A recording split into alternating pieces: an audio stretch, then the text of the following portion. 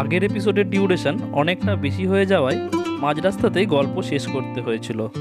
আর এই ভিডিওতে থাকছে আগের দ্বিতীয় পর্বের বাকি শেষ অংশটা, যেখানে তোমাদের ঘোরাবো রাবাংলা বুদ্ধা পার্ক ও রাতের এমজি মার্কেট গ্যাংটক।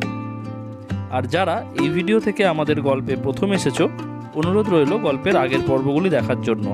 উপরের আই বাটনে এবং ডেসক্রিপশন বক্সে গল্পের লিঙ্কগুলি দেওয়া রইল। তাহলে চলো মাঝ রাস্তা থেকে আগের দ্বিতীয় পর্বের বাকি অংশটা শুরু করা যাক। ফাইনালি পেয়েছি আমরা এনএইচ। ও সেরা রাস্তা, বলে না কষ্ট করলে কেষ্ট মেলে। এত কষ্টের পর এত সুন্দর কেষ্ট আমরা পেয়েছি। তবে এই এনএইচ 510ও কিন্তু এখন অবধি পুরোপুরি চালু হয়নি। কিছুটা রাস্তা খুবই ভালো ছিল, তারপরে এখান থেকে কিন্তু এখনও কাজ চলছে। এগুলো পুরো মাটির, মানে এইগুলো সদ্য পাহাড়টা কাটা হয়েছে এবং রাস্তা তৈরির কাজ চলছে, এখনও কমপ্লিট এনএইচ 510 কিন্তু হয়নি। প্রথমে যেটুকু আনন্দ পেয়েছিলাম ওইটুকুই, তারপর থেকে কিন্তু মাঝে মধ্যে এরকম সরু রাস্তা, আবার মাঝে মধ্যে একদম রাস্তা নেই, মাটির রাস্তা রয়েছে। এই এনএইচ 510 এখন আমরা 6 কিলোমিটার ধরে চলবো, আর 6 কিলোমিটার পর থেকে আমরা আবার লেফট টার্ন নিয়ে নেব। কোথাও এত সুন্দর রাস্তা, আবার কোথাও একদম রাস্তা নাই, মানে সব মিলিয়ে খিচুড়ি রাস্তা দিয়ে আমরা যাচ্ছি একটা, কোথাও ভালো কোথাও খারাপ। এই জায়গাটা এতটা সুন্দর, আবার এখান থেকে ভাঙাচোরা শুরু। আর রাবাংলা থেকে গ্যাংটক অ্যাপ্রক্স 65 কিলোমিটার। তো আমরা রাবাংলায় পৌঁছে বুদ্ধা পার্কটা দেখে খাওয়া দাওয়াটা করব, খাওয়া দাওয়াটা করে তারপরে একদম গ্যাংটকের জন্য রওনা দিয়ে দেবো। আর গ্যাংটক পৌঁছতে আমাদের অ্যাপ্রক্স সন্ধ্যে 7টা-8টা মনে হয় বাজবে। বাবারে, সামনে মনে হচ্ছে না, সামনে দেখতে পাচ্ছি কাজ চলছে। এবার কতক্ষণ এই কাজ চলবে, আবার কতক্ষণ দাঁড়িয়ে থাকতে হবে। সামনে রিসেন্টলি ল্যান্ডস্লাইড হয়েছে, আর এখানে দুটো জেসিবি দিয়ে পরিষ্কার করা হচ্ছে। একটা লরিতে মাটিগুলো তুলছে, এবার লরিটা না সরলে আমরা যেতে পারবো না। আমাদের সামনেও একটা ট্রাভেল গাড়ি দাঁড়িয়ে রয়েছে। আর ল্যান্ডস্লাইডটা দেখেই মনে হচ্ছে খুব বেশি দিন হয়নি, 2 থেকে 3 দিন মনে হয় হয়েছে, এবং সেটাই পরিষ্কার করার কাজ চলছে। আর এখান থেকে রাবাংলা আর মাত্র 12 কিলোমিটারের রাস্তা, বাট 12 কিলোমিটার আগে আমরা আবার দাঁড়িয়ে গেলাম। এবার ওই সামনে ট্রাকটা না সরলে আমরা যেতে পারবো না। দেখি কখন পৌঁছাই রাবাংলা, তারপরে আবার গ্যাংটকের রাস্তা আছে। তবে যতটা ভেবেছিলাম তার অনেক আগেই রাস্তা কিন্তু ক্লিয়ার হয়ে গিয়েছিল। 10 থেকে 15 মিনিট পরেই রাস্তা যাতায়াতের উপযোগী হয়ে যায়, এবং আমরা আবার চলতে থাকি আমাদের আজকের গন্তব্য রাবাংলার দিকে। আবার আমরা মেঘ রোদ বৃষ্টির খেলাতে আবার মেঘের মধ্যে চলে এসেছি। সামনেটা পুরো মেঘ, বাঁ দিকটাও পুরো মেঘ। আর এখান থেকে রাবাংলা দেখাচ্ছে আর 13 মিনিট মতো লাগবে 6 কিলোমিটার। আর রাবাংলা ঢোকার শেষ খানিকটা রাস্তা যেন আমি আবার অরুণাচল ফিরে পেলাম।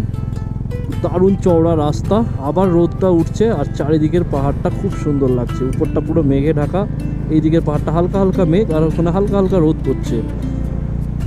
আর রাস্তার কন্ডিশন কিন্তু এবার টপ নচ।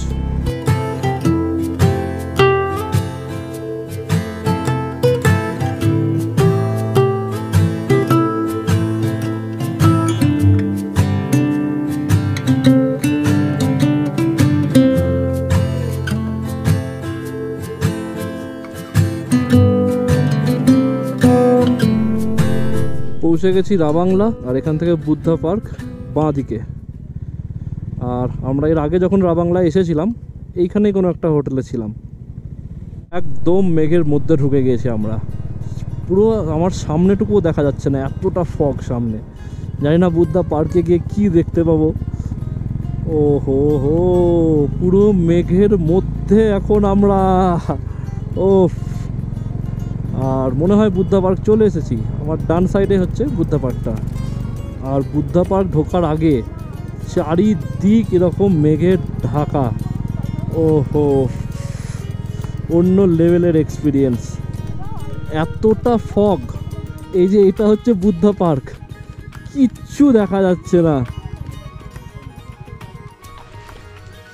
রাবাংলায় পৌঁছানোর পর বুদ্ধা পার্কেও আমরা চলে এসেছি, বাট বুদ্ধা পার্কের বুদ্ধা মূর্তিটাকে একদম দেখা যাচ্ছে না।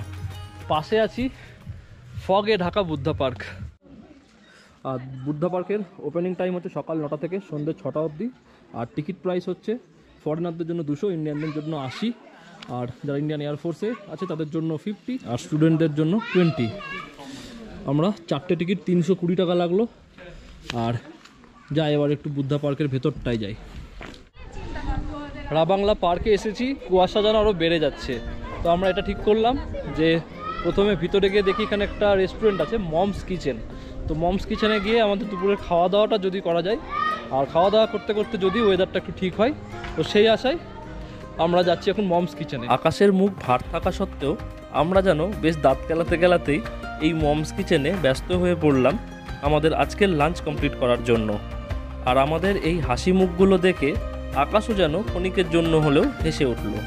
আর তারই ফাঁকে তোমাদের জন্য অল্প করে হলেও ক্যামেরা বন্দি করে রাখলাম এই রাবাংলা বুদ্ধা পার্ককে।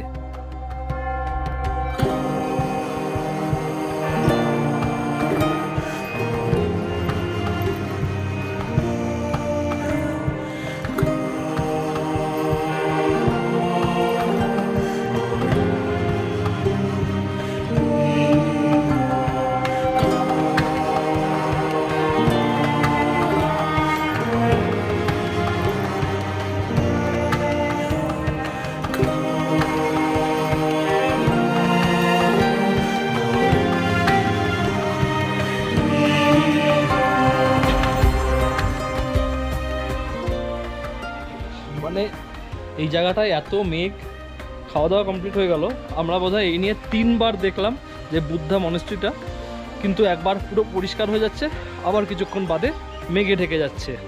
আর যত সময় যাচ্ছে মেঘের পরিমাণ তত বেড়ে যাচ্ছে। আমাদের পেছনে বুঝতে পারছো যে বুদ্ধা মনেস্ট্রিটা আছে, একদম দেখা যাচ্ছে না,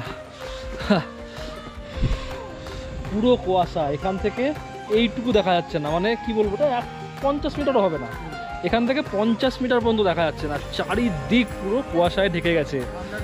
আর ঠান্ডা, যত কুয়াশা বাড়ছে তত ঠান্ডাটাও বাড়ছে। আর গ্যাংটক যেতে গিয়ে রাস্তাতে কিন্তু সমস্যা হতে পারে, দেখা যাক সেটা কিভাবে ওভারকাম করি আমরা।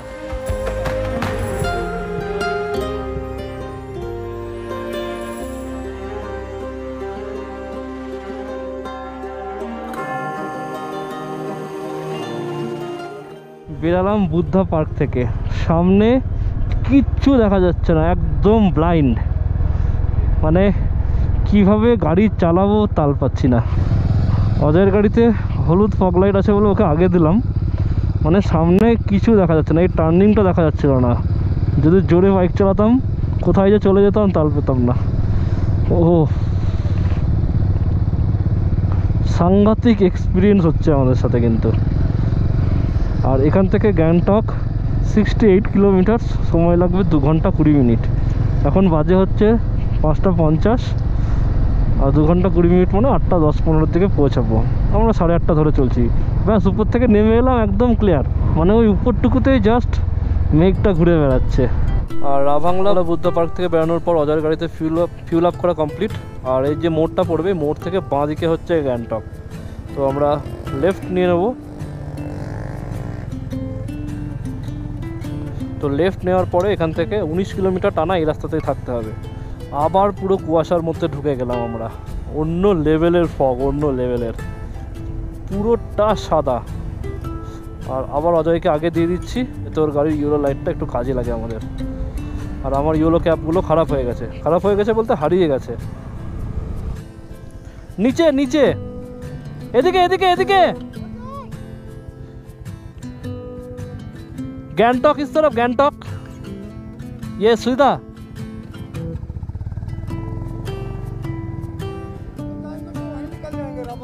ओ अच्छा ठीक है। আবার গুগল ম্যাপে ভুলভাল দেখাচ্ছে নিচে গ্যাংটক। তবে রাস্তা কিন্তু বেশ চওড়া, ফগ না থাকলে কিন্তু বেশ ভালো পিকআপে যাওয়া যেত, বাট ফগের জন্য কিন্তু সেরকম পিকআপে যাওয়া যাচ্ছে না। এখন আবার একটু ফগটা ক্লিয়ার। আজকের দিনে সব থেকে সেরা রাস্তা এতক্ষণে পেলাম, পুরো ব্ল্যাক টারম্যাক রোড, তার সাথে এরকম হোয়াইট লাইন করা আছে যাতে রাস্তা বুঝতে কোনো অসুবিধা না হয়। আর এতক্ষণ গুগল ম্যাপ আমাদেরকে যা শর্টকাট দেখিয়েছে, তো হয়তো কিলোমিটার অনেক কম হয়েছে, বাট চালাতে একটুও সেরকম স্যাটিসফ্যাকশন আসেনি।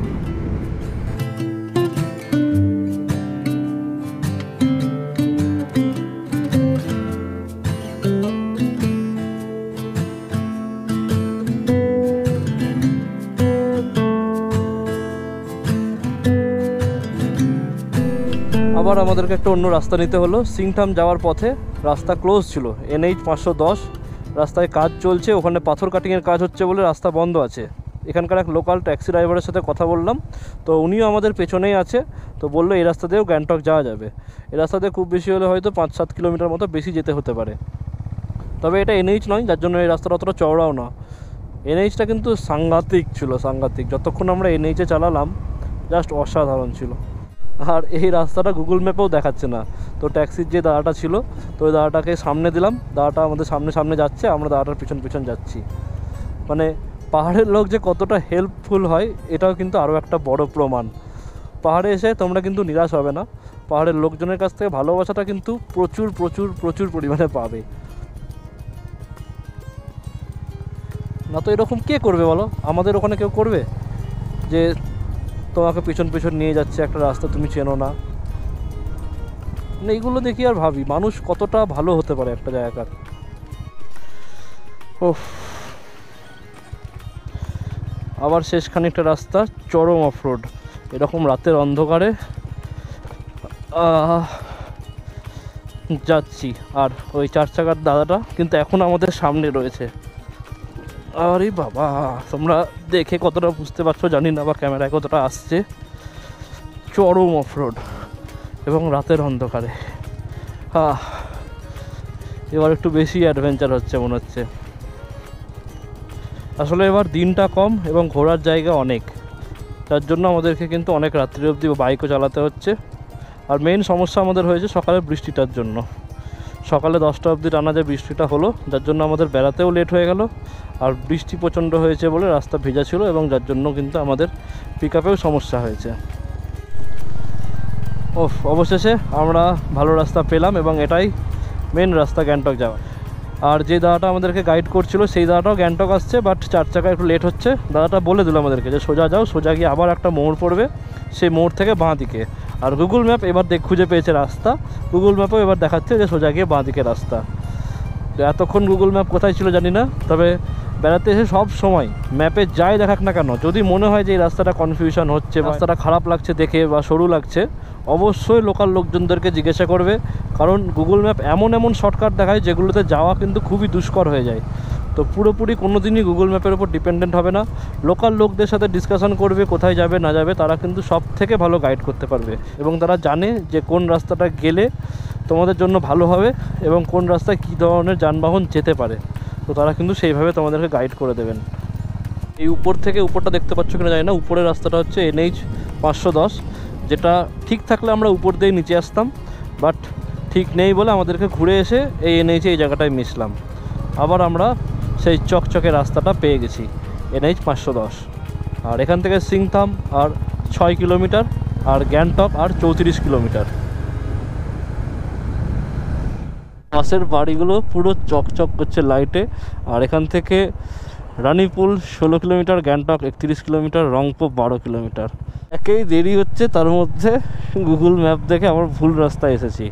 তো ম্যাপে দেখালো সোজা, আমরা সোজাই এসেছি, বাট এদিক দিয়েও ম্যাপ কোনো একটা শর্টকাট দেখাচ্ছিলো আমাদেরকে। এবং আসার পরে আমার রাস্তাটা দেখেই মনে হচ্ছে আমরা কোনো এটা গ্যাংটকের রাস্তা না, কারণ গ্যাংটক আমি এর আগেও এসেছি, বাট এরকম রাস্তা না। যার জন্য আমার কনফিউশন হওয়া মাত্রই আমি একজনকে জিজ্ঞাসা করলাম, এবং সে বললো যে না, আপনারা ভুল রাস্তায় এসছেন, পিছনে একটা মোড় পড়বে, ওই মোড় থেকে উপরে বাঁ দিকে উঠে যেতে হতো। আমরা মোড় থেকে বাঁ দিকে না এসে আমরা ডান দিকে চলে এসেছিলাম। এই মোড়টা থেকে আমরা এই দিকে সোজা চলে এসেছিলাম, আমাদেরকে এই দিকে যেতে হবে উপরের দিকে। এবং সোজা যাওয়া মাত্রই আমার মনে হয়েছিল যে রাস্তাটা একটা গন্ডগোল হলো, এরকম রাস্তা গ্যাংটকে নয়। এই যে লেখা আছে ওয়েলকাম টু গ্যাংটক, আর আমরা চলে গেছিলাম পিছন দিকে। আর আমার বাঁ পাশে রয়েছে গ্যাংটক সিটি, পুরো চকমক করছে গোটা সিটিটা। আর ওয়েদার এখানে একদম ক্লিয়ার বলে সিটিটা কিন্তু একদম চকমক চকমক করছে। গ্যাংটক সিটি ঢোকার আগে রাস্তায় এরকম প্রচুর জ্যাম, জানি না কিসের জন্য জ্যামটা লেগেছে এখানে। পুরো 8:30টার সময় গ্যাংটক পৌঁছালাম। আর আমাদের একদম ডান পাশে রয়েছে MG মার্কেট, আর আমাদের হোটেলটা MG মার্কেটের একদম পাশেই। আর এই হোটেলেই আমরা যখন গুরুদঙ্গাল লেক গিয়েছিলাম, তো সেখানেও দেখবো আমাদের কিছু ভিডিও রয়েছে, তো সেই ভিডিওতেও দেখতে হবে এই হোটেলে আমরা ছিলাম। এই যে MG মার্কেট এটা, আর MG মার্কেট থেকে একদম উপরে আমাদের হোটেল। এই উপরে এসেই দেখতে হবে hotel Prince and Kanchan residency, এই হোটেলে আমরা থাকবো। এখন 9:30 বাজে, আর 9:30টার সময় এখন যাচ্ছি আমরা এমজি মার্কেটে। কোনটা? কই? ও আচ্ছা, পিছনে হর্নেট দেখে মাম্পির মন খারাপ করছে। এরকম বলো না, ওই গাইড নিয়ে তোমাকে অরুণাচল ঘুরিয়ে নিয়ে এসেছি আমি। না সেটা না, রাস্তার জন্য এটা কাঁদতে হয়েছিল। আর আমাদের হোটেল থেকে এমজি মার্কেট হেঁটে খুব বেশি হলে 2 থেকে 3 মিনিট লাগবে। এই সোজা উপরটাতে আমাদের হোটেলটা ছিল, আর নিচে এই টার্নিংটাতে আবার এমজি মার্কেট। তো আমাদের এতটা রাস্তা আসার পরে একটা জিনিসই বলবো, আজকে যা রাস্তা ছিল গাড়ির পিস্টন আমাদের একবারে এরকম ছিল, কারণ পেছন আর পেছন নেই ঠিকঠাক। বিশেষ করে আমাদের পিলিয়ন দুটোর তো খুব অবস্থা খারাপ বলতে।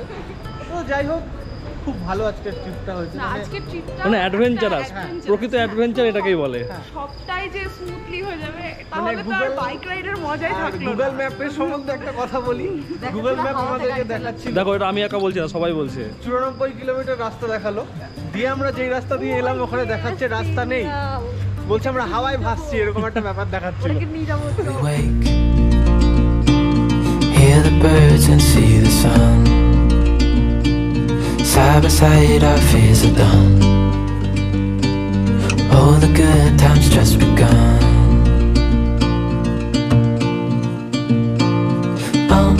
We know what we have, let's hold on tight. Found what we're looking for in life. Call us crazy, but things are finally right. With you and I, the future is bright. MG মার্কেটে মোটামুটি সব দোকান বন্ধ হয়ে যাওয়া অবধি আমরা ঘুরলাম, আর এখন ম্যাক্সিমাম দোকান বন্ধ হয়ে গেছে। আর এখন বাজে হচ্ছে ঘড়িতে 10:10। এবার মনে হলো যে খাওয়া দাওয়া করাটাও আমাদের ইম্পর্টেন্ট ঘোরার থেকে। আজকে সারা দিন ঘুরেছি, সকাল 10টা থেকে যে বাইক চালানো শুরু করেছি, এই 8:30টায় পৌঁছেছি। আর খাওয়া দাওয়াটাও খুব কম সময়ের জন্য আমরা থেমেছি। আর রাতের খাবার দাবারও আমরা এমজি মার্কেটেই করে নিচ্ছি, যেটা প্ল্যান করে বেরিয়েছিলাম। এমজি মার্কেটের একদম পাশেই, মানে এই একটা গলিতে, এখানে অর্ডার দিয়ে, এখানে একটা রেস্টুরেন্ট রয়েছে, এখানে অর্ডার দিয়েছি এগ চিকেন রোল 3টে, আমি, অজয় আর মাম্পি, আর চন্দ্র খাবে চিকেন মোমো ফ্রাইড, সবগুলোই 120 টাকা করে দাম। আর আমি এখানে আগে খেয়েছি, তখন ভালো করেছিল, তো জানি না এবার কেমন করবে। আগে এবার ভালো করেছিল বলে কিন্তু এখানে এসেছি। আর আজকের দিনে করার মতো সেরকম কিছু নেই। এখন ঘড়িতে 10:30 প্রায় বাজে। খাওয়া দাওয়াটা করে জাস্ট রুমে গিয়ে আজকে ঘুমিয়ে পড়বো, আবার কালকে সকালে কিন্তু বাড়ির জন্য আমাদেরকে বেরোতে হবে। আর কেমন লাগলো আজকের এই জার্নি, কেমন লাগলো আজকের এই গল্প জানিও কমেন্টে। আর চ্যানেলে যদি নতুন হয়ে থাকো তাহলে চ্যানেলটাকে সাবস্ক্রাইব করে দিও। টিল দেন, মি ইমন সাইনিং অফ, এক্সপ্লোরিং প্যারাডাইস।